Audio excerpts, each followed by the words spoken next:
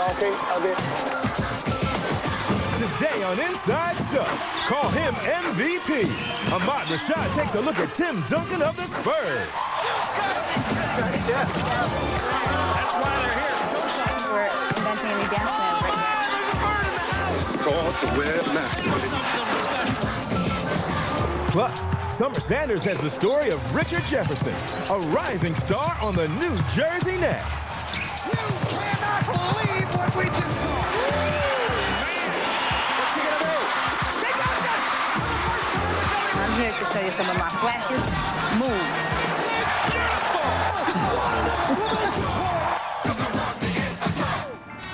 Hello, everybody, and welcome to Inside Stuff. Now, there are a few things you can count on in the NBA. The basket's always 10 feet high. You get 24 seconds to shoot the ball, and you cannot stop Tim Duncan. Tim is one of the NBA's top scorers, rebounders, and defenders, and for the second straight year, he's also the league's most valuable player.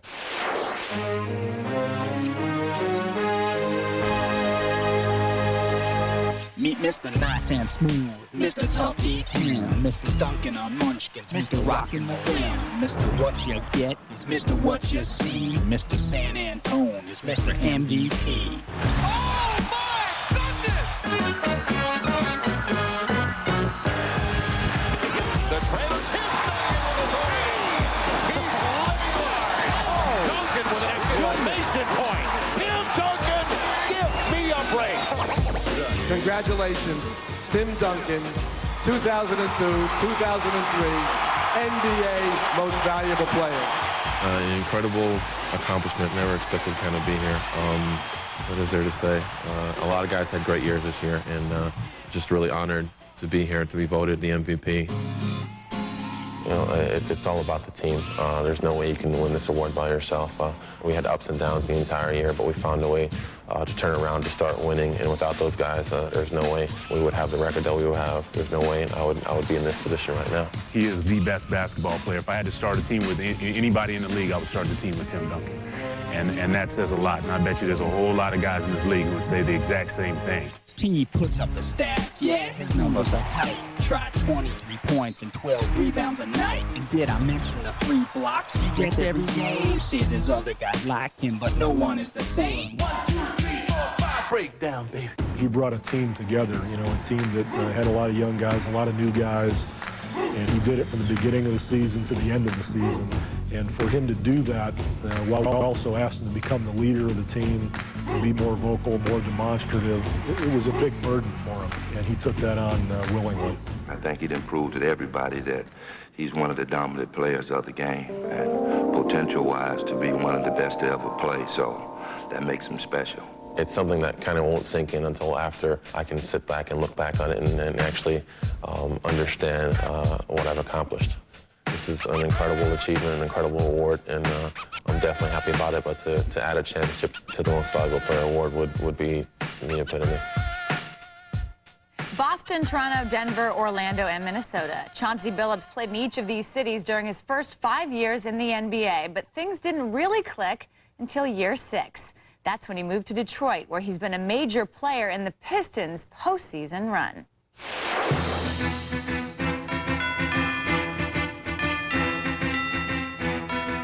When I came here, I knew it was going to be a tough challenge. You know, taking over a team that was already a very good team.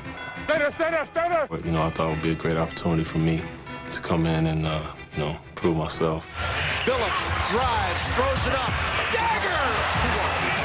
So adding me, you know, would increase the depth and help create opportunities for this team kind of take the next step.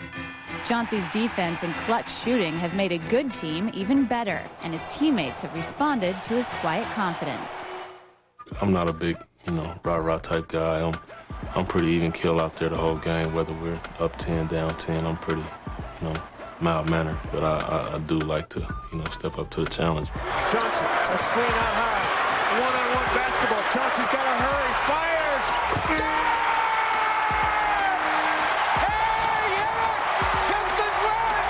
I never really had the opportunity, like you know, I've been given this year to step up to the plate and, you know, be that kind of clutch performer. Curry couldn't quite get through it. Chauncey at midcourt, 2 seconds to play. In the he fires, he fills it off the square. I mean, I've been in a couple of situations where it'd be late in the game, be like 30 seconds left or whatever, and the guys guarding me is like, yeah, I already know what's going to happen. I already know they going to you. 8.6 seconds to go. Here's John from the right sideline. Shovels to Chauncey, right wing. During that game, it came down, you know, to a little situation. It was just me against Jason Terry. And, you know, we've been talking back and forth the whole game. So he's a friend of mine. We just, you know, a little playful talk. Chauncey's keeping this, folks. And I told him, I was like, we're going to win this game, y'all. He was like, nah, you ain't going to win this game. Chauncey against Jason Terry. 5 seconds, 4. Takes it top of the key. 3 seconds, 2. Guns for 3. It's through! It's over! It's over! Of a second to go! The biggest thing about being a clutch player is not being afraid to fail. Because you can go from the hero to the GOAT very, very quick in a number of seconds, you know. And I'm not afraid of that. Chauncey's open from downtown. Drains it! Welcome to the playoffs, ladies and gentlemen. Hey, y'all, I'm Alicia Keys, and I want the inside stuff. Coming up in Fit Facts, Summer gets buffed with the Liberty's Teaspoon and Becky Hammond, and they like what they see. There it is. Gotta look at it, you know, it makes it feel good. And in Jam Session, you'll feel just fine after seeing the week's best playoff action. Kobe on the breakaway. Slam dunk. Now that's the inside stuff. NBA Inside Stuff on ABC is brought to you by Sprite. Obey your thirst. And RB3 in the making. And that means that the first pick goes to... Basketball is back in New York City, my friend. The Orlando Magic will pick first in the 1992 NBA Draft. Unbelievable. The first pick goes to the Philadelphia 76ers. With the first pick, Tim Duncan from Wake Forest University. That's the 2003 NBA Draft Lottery. Thursday, May 22nd at 8 o'clock Eastern. Right here on ABC. Ever since the WNBA came into existence, the New York Liberty have been one of the strongest teams in the league. Liberty guards Teresa Weatherspoon and Becky Hammond show me how a strong team gets even stronger in Fit Facts.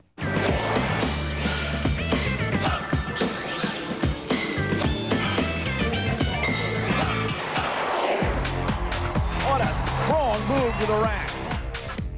I am now joined by 2 New York Liberty, Teresa Weatherspoon, Becky Hammond. And they're going to show me how to lift some weights because I need some help. They're looking pretty good, though. It's a baby Not bad. one. Come on, I want to improve it. Not bad. And you guys, you know, you're pros. So you're out there on the court every single day battling. Fast, you got to be quick, but you have to be strong. And you're going to show me some exercises. Yeah, to this achieve both that. is my favorite thing. The buys and tries, my favorite. But I'm going a little light today because I'm going to help you out. So Yeah, going a little 25. light today. You know what? I thought I'd go a little light as well. So Yeah. yeah, Let's work it together. Okay. All right? You're not going to do this with us, Becky? Yeah, Becky, I come on, guess I babe. will. Yes, you are. Get a little Come warmed on. up. We don't want to rock at all. I never rock at all. We want to do things nice and slow and concentrated. We want to concentrate on the muscle. Just bring it up nice and slow. And look at Back it. down. Yeah, you always look at Top That's to why it, you look in the kinda. mirror. You know, you're like, man, that looks nice. Makes you just want to keep doing it. And these are biceps. Yes, these are your biceps. Exactly, some of those are your biceps. Just want to make sure everybody else knew. All right? Okay. Normally when I'm having, you know, lightweight day, I do a lot of reps. A lot of Meaning reps. how many? I'll do like 10 in arm, do another set, 10 in arm, another set, 10 in arm. And I'll change over. I always do everything to exhaustion because the game is to exhaustion. Right. So we want to do like the hammer curls. It's nice and slow. We want to get the positive and the negative. Okay, nice and slow, and back down nice and slow. In control of the weights. You control the weights don't control you. All right? And you were Nice telling and me slow. that this actually works both buys and tries. Yes, you got to squeeze and squeeze down as you're going down. Squeeze. Okay. Can you see that working? Yeah, I can see it. There it is. You got to look at it. You know, it makes it feel good. Right. Nice and slow, concentrating on that muscle. I think probably a lot of people out there are wondering, why is it important for a basketball player to have strong arms? Well, for me, I use my forearms a lot, and I want to direct you wherever I want you to go. So I kind of use my forearms. If I put this on you, it's a problem. Yeah. I put this on you, I can direct you where I want to go. So the weights are very important, not just for that, but it's very important for endurance. In Jam Session, every single player that I know looks forward to the day when he can call himself NBA champion. But that day is still a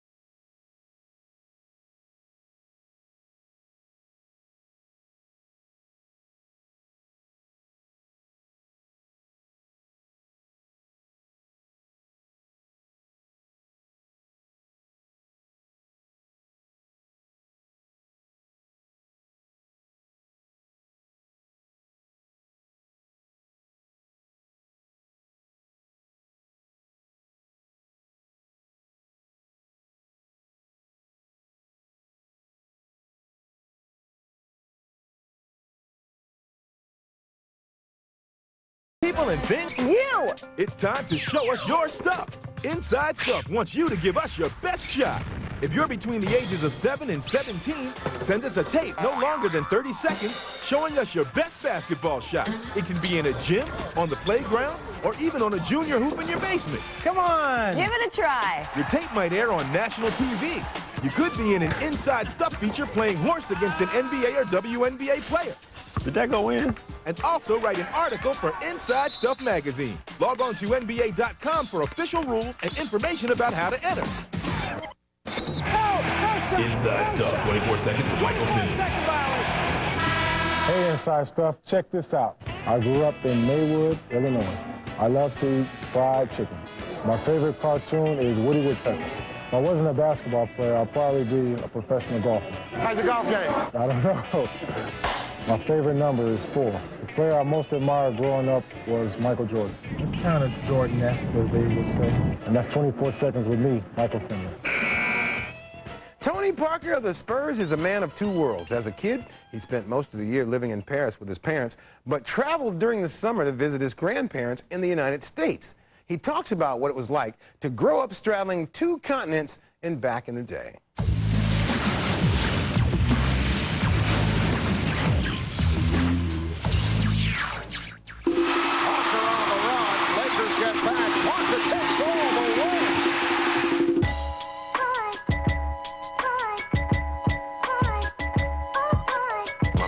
He's American, so we speak English in the house. And when I go to school, try to learn French. And my mom, she's from Amsterdam, so I think I got both of best worlds. Try to grow up, 50-50. Over there, they're a lot, down to earth, the value of the stuff. And Americans, they're very positive, and see how both worlds do different stuff. Americans and French people, they do different stuff, and I like both. And I think it just helped me to grow faster and try to play in the NBA at 19 years old. Try to get mature. That helped me. My father played basketball. He played high school, he played college in Loyola, and then he played in Europe. I knew already I wanted to become a basketball player. And so with my father, it was very tough on us. Every time we do something wrong, it'd be tough on us. And I think it helped me to mature faster. When my father go to work, take care of my brothers, and take care of the house. So I grew real fast and know what I want to do. He knew what was my goal, Seems sounds small, that was my focus. That was my dream coming in NBA. And I always try to stay out of trouble and make sure that I reach my dream. More often than not, a fast break by the New Jersey Nets ends in a high-flying alley-oop. Jason Kidd usually provides the alley, and some of the best oops of the year have been turned in by Richard Jefferson. Ever since he became a starter this season, Richard has elevated his game. Dead lob, Jefferson, catch and slam. Beautifully executed alley-oop. He had committed himself. Oh, Richard Jefferson. He's come a long way. He's really playing well, and Byron Scott giving this young guy a lot of minutes. This is my first year starting. They made some big moves to get, myself more playing time. So for me, it's just kind of another chance to prove myself, to prove that, the extra playing time that I've gotten has worked out. On the move, Jefferson can finish with the best of them. I think the thing that's best about Richard Jefferson is his athletic ability. He has the ability to get to the basket, to hit open shots, to create his own shots. So he's pretty much a total package. Witness the birth of the funky child. Do it all. Hit him. Richard has a sense of what he can do. I know he could jump with the best of them, but I think his confidence, knowing that he can play and that he belongs, and that, I think, separates him from the younger guys. Jefferson smoothly hits from the perimeter. And that's where he's really improved from the first year to his second year, is the consistency with which he shoots that perimeter jump shot. The Nets expect a lot from Richard, and he's comfortable with his new responsibility of helping them return to the NBA Finals. I don't feel pressure, I think, because in games and series, when I have become that guy, we've been successful. Quick is the name. It's a simple equation. If I score and play well, our team wins. So, that's something that they're going to start putting a focus on. The coaches, my teammates are like, Richard, we need you to play well. And it's pressure that I enjoy. It's something that I want, to be asked from me. Just make it clap. I just love playing basketball, you know, and the fact that I wake up every day and that's the only thing I need to worry about. That's where the dream, you know, really becomes true, because if you can find something that you love to do and enjoy doing, you know, then you never really have to work. You just have an occupation that's really enjoyable.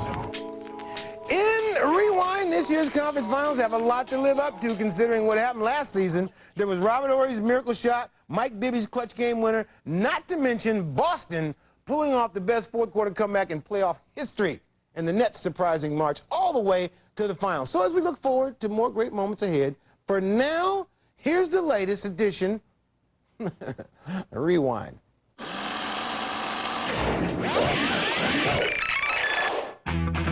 Welcome to the playoffs, ladies and gentlemen. Alco Arena looking great tonight for Game 3. The Dallas Mavericks, the Sacramento Kings, all square at 1. 7 to shoot. Van Exel in the lane for the tie. He got it. Nash with an open lane, cut off by Christie. Finds a Van Exel. That's 3. That's good. It is all over. The Dallas Mavericks take a 2-1 series lead in double overtime, 141 to 137. Comes down to this. Game 4 is going to overtime.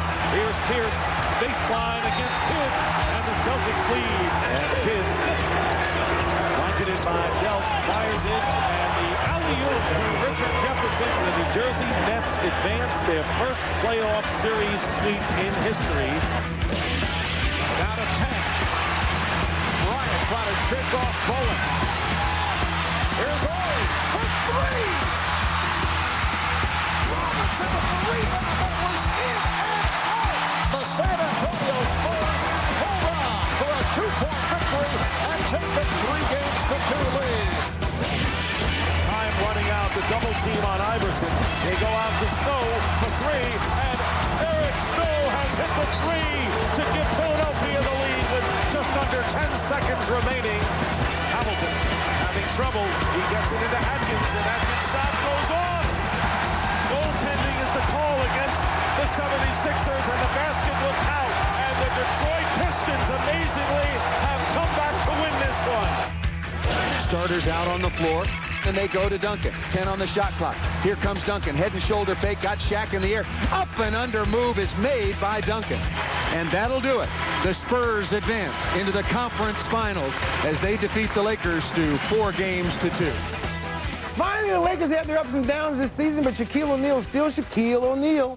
He got his college degree a few years ago, but according to him, he also has an MD. No, he's not a doctor. MD stands for most dominant. He said, and I quote, "I am an MD. I have been an MD for 10 years. Well, how about Yao Ming? Shaq said he's a GC, which means he's a good center. So I guess if you had the choice of being an MD or a GC, either one's fine just as long as no one calls you a BC, which would mean you would be a bad center. How about EC Eldon Campbell and MC Marcus Camby or DC Derek Coleman? Would ECMC DC be a GC or an AC or a WC? I don't have any clue of what I'm even talking about. We'll be back with more stuff right after this. Next week on Inside Stuff, John Starks has been known to rise to the occasion as a player.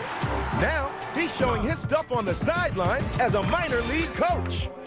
Let's go, baby. Let's go. Let's go. Let's go. Let's go. In Back in the Day, we'll find out what inspired a young Lisa Leslie to reach new heights. What's she gonna do? Take off! And in Jam Session, a look at all the high-flying playoff action. Duncan.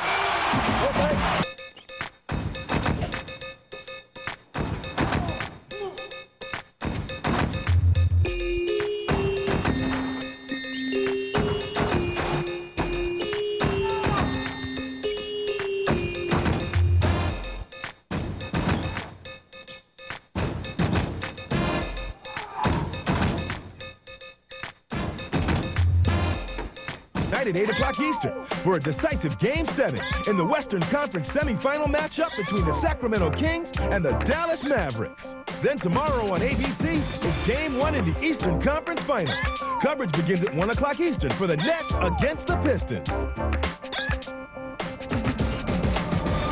Come jam with the NBA. It's NBA Rhythm and Rims presented by RBK and Sprite in association with Spalding. Measure up to your favorite player and show off your dunking and shooting skills. Music fans, be sure to check out the concert stage featuring live performances. At NBA Rhythm and Rims, there's something for everyone. Hang out with your favorite players, all while listening to today's hottest sounds. Don't miss out. It's NBA Rhythm and Rims, coming soon to a city near you. For more info, log on to NBA.com or call 1-866-NBA-JAM. That is all the time we have for today. That's it. all? Time just flies when you're having fun, but you know what? We'll see you next week. Yes, we with will. more in